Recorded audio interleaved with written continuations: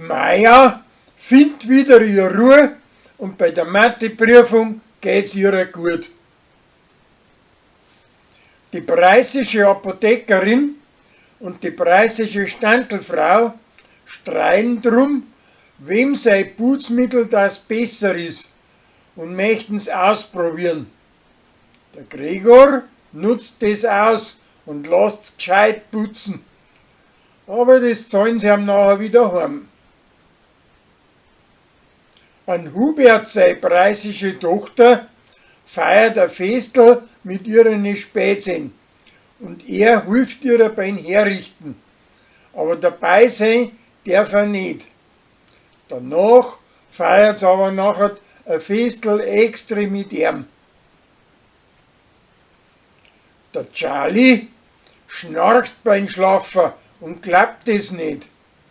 Tina nimmt aber das aufs Handy auf und spielt sie ihm vor. Das Hummerl kommt wieder heim und glaubt, dass ihre ein Bärli nebenausgegangen ist und ein schlechtes Gewissen hat, weil er sich so geschäftig um sie kümmert. Es stellt sich aber raus, dass das alles ehrlich ist. Der preußische Autodieb hat seinen Ausweis verschmissen und hat einen Haufen Scherereien, dass er einen neuen kriegt. Dabei taucht aber der alte wieder auf.